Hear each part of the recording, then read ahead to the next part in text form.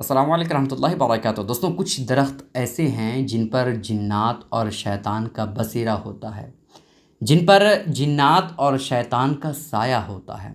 ऐसे में हमें पता होना चाहिए कि कौन से ऐसे दरख्त हैं, कौन से ऐसे पेड़ हैं जिस पर जिन्नात का साया होता है, शैतान का साया होता है। और ऐसी कैफियत में जब वहाँ से हम गुज़रें तो क्या हमें पढ़ना चाहिए। हुज़ूर अलैहिस्सलाम ने जो दुआ बताई है वो भी मैं आपको बताऊंगा, और साथ ही साथ ये बताऊंगा कि वो कौन कौन से दरख्त हैं जिन पर जिन्नात और शैतान का बसेरा होता है, और कब कब शैतान और जिन्नात वहाँ उस दरख्त पर होता है। वीडियो आप ध्यान से देखिएगा दोस्तों, ये वीडियो बहुत ही ज़्यादा इम्पॉर्टेंट होने वाली है।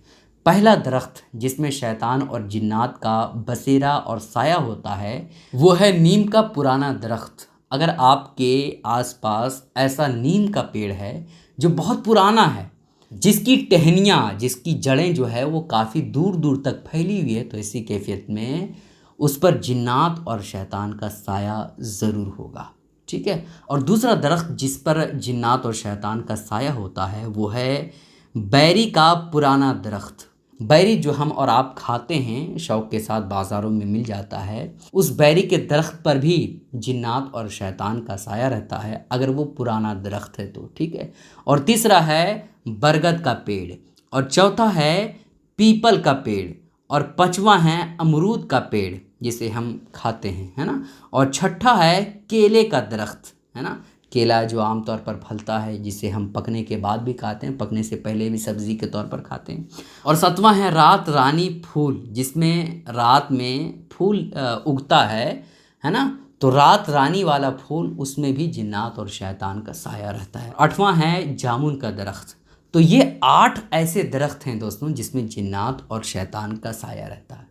ठीक है। अब ज़रूरी नहीं है कि नीम का पेड़ हो गया या पीपल का पेड़ हो गया या बैरी का पेड़ हो गया, इसमें शैतान और जिन्नात का साया हो ही, इसकी 100% कोई गारंटी के साथ नहीं बता सकता। लेकिन आम तौर पर जो दरख्त हमने 8 गिनाए हैं ना, ये अगर आबादी से थोड़ा हट करके है, यानी सुनसान वाली जगह में है, तो उसमें ज़रूर भी ज़रूर ज़्यादा चांस है कि उसमें जिन्नात और शैतान का साया हो। चूँकि अल्लाह रब्बुल इज़्ज़त ने जिन्नात और शैतान को अपना घर और अपना बसेरा जो है वो आबादी से दूर सुनसान वाली जगह पे बनाने का हुक्म दिया है कि तुम वहाँ अपना ठिकाना बनाओ, आबादी वाली जगह में मत बनाओ। ठीक है। तो अगर आपके घर के थोड़े दूरी पर अगर सुनसान है ना, ज़्यादा आबादी नहीं है, थोड़ा हट करके वो दरख्त है और वो दरख्त बिल्कुल सुनसान वाली जगह में है, तो आप उसके करीब ना जाएं। और अगर आप जाते हैं तो क्या होगा और कौन सी दुआ पढ़नी है वो मैं आपको बताऊंगा। लेकिन जो दरख्त मैंने 8 गिनवाए हैं ना, अगर आपके घर के आसपास है तो हो सकता है कि उसमें भी जिन्नात और शैतान का साया हो। और कब होगा? रात में होगा, क्योंकि रात में सुनसान होता है ना। रात में बिल्कुल खामोशी होती है, जिसकी वजह से हो सकता है कि नीम जो है पुराना पेड़ है, बैरी का पुराना दरख्त है या बरगद का पेड़ है, तो उसमें जिन्नात और शैतान का बसेरा हो सकता है। चूँकि सुनसान रात में हो जाता है, तो ऐसी कैफियत में रात में जिन्नात और शैतान का साया हो, तो ऐसे में हमें करना क्या चाहिए? ऐसे में हुज़ूर अलैहिस्सलाम की जो हदीस पाक है, बिस्मिल्लाहि तवक्कलतु अलल्लाह, दुआ घर से निकलने की दुआ है ना, बिस्मिल्लाहि तवक्कलतु अलल्लाह, और मैंने अल्लाह ही पर भरोसा किया और तमाम ताकत व क़ुव्वत अल्लाह ही के लिए है। ये दुआ आपको पढ़ करके निकल लेनी है, और ऐसी कैफियत में कोई भी जिन और शैतान आपका कुछ नहीं बिगाड़ पाएगा।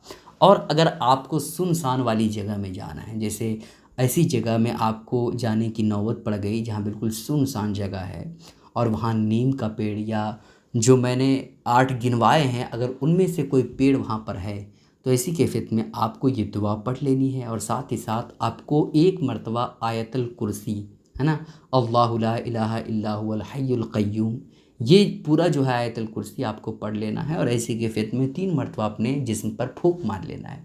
और आप जब घर लौटें तो घर में दाखिल होने से पहले अऊज़ु बिल्लाहि मिनश शैतानिर रजीम बिस्मिल्लाहिर रहमानिर रहीम ये पढ़ कर के घर में दाखिल हों, तो आपको जिन्नात और शैतान कुछ भी नहीं बिगाड़ पाएगा। अल्लाह रब्बुल इज़्ज़त के कलाम में और हुज़ूर अलैहिस्सलाम की दुआ में ये तासीर है, ठीक है।